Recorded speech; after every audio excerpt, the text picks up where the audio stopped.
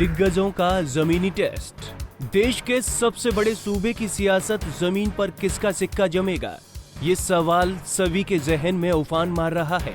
कोई विकास की राह में आगे होने का दावा कर रहा है तो कोई राज्य में कानून व्यवस्था के खस्ता हाल को मोहरा बना रहा है, तो कोई अपनी खत्म हो चुकी राजनीतिक जमीन तलाशने की जुगत में है।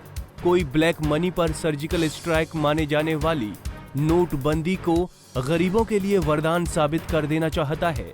लेकिन आज हम आपको बताएंगे कि आखिर सूबे में कौन कौन से दिग्गज हुक्मरान हैं जिनकी राजनीतिक कदकाठी दांव पर लगेगी। लखनऊ राजनाथ सिंह। लखनऊ राजनाथ सिंह का संसदीय क्षेत्र है।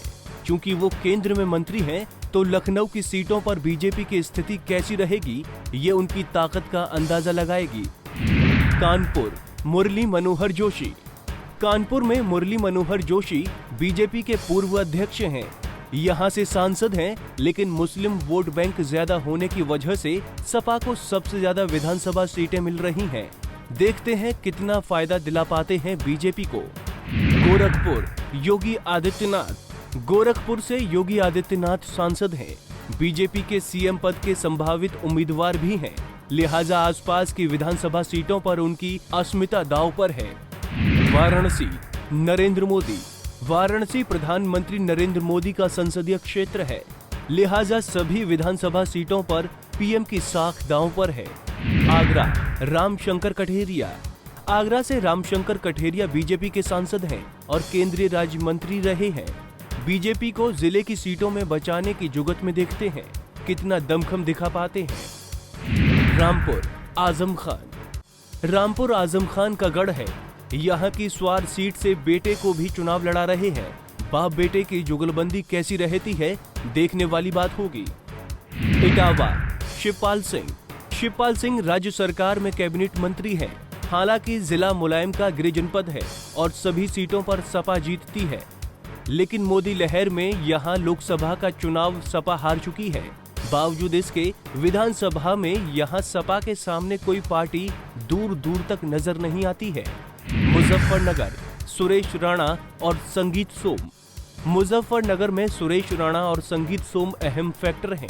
इसी सरकार में दंगे हुए और बीजेपी विधायकों की भूमिका महत्वपूर्ण रही।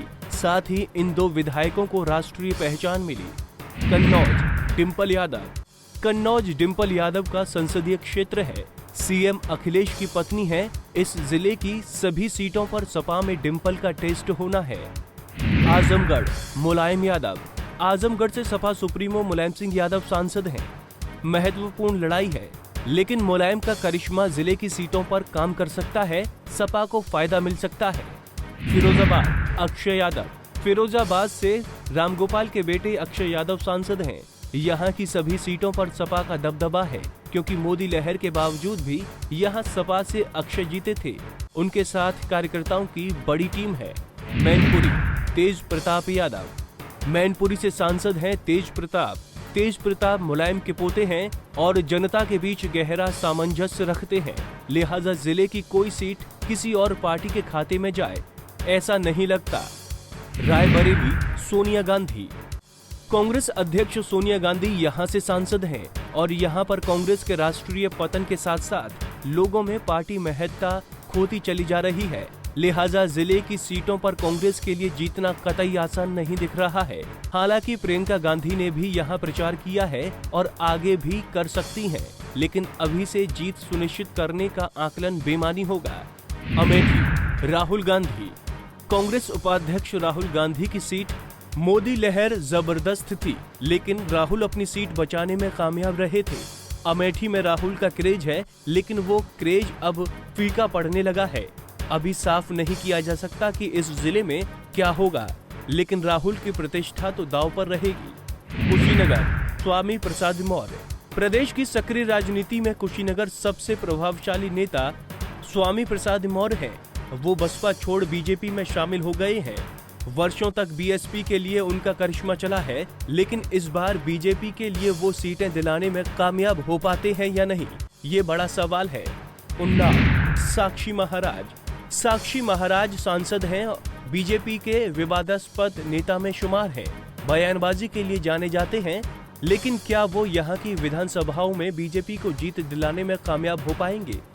झांसी, उमा भारती सांसद हैं, वर्तमान में केंद्रीय मंत्री हैं, गंगा की सफाई के लिए अभियान छेड़ा है, लेकिन जमीनी वजूद वहां की सीटों पर पार्टी को जीत दिलाने के बाद ही पता चल पाएगा।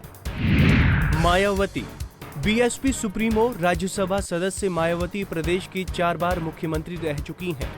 दलितों की आवाज मुखर करने वाली मायावती का वोट बैंक हमेशा से स्थिर माना जा रहा है, लेकिन 2014 के लोकसभा चुनाव में जिस तरह से लोकसभा से पार्टी का सफाया हुआ, वो बसपा की कमजोर लहर का इशारा कर रहा है। माया को कम आंकना भूल हो सकती है, लेकिन बहुत ज्यादा आंकना भी भूल ही होगी।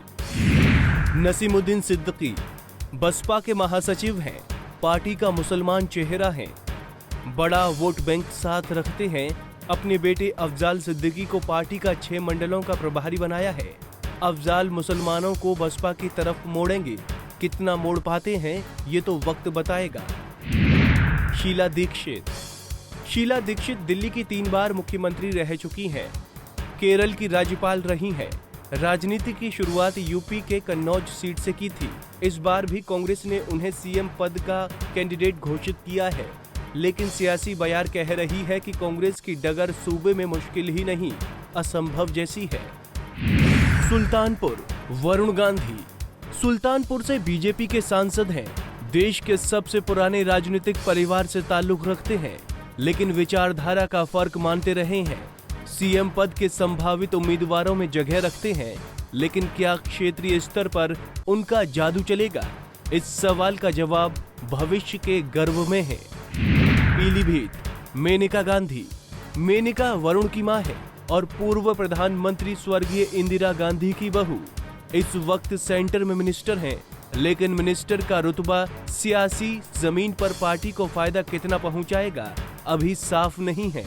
चुनाव अहम है और इन नेताओं की साख दांव पर लगी है, लिहाजा देखना दिलचस्प होगा कि किसका करिश्मा चल पाता है। Bureau report, Punjab Kesari TV.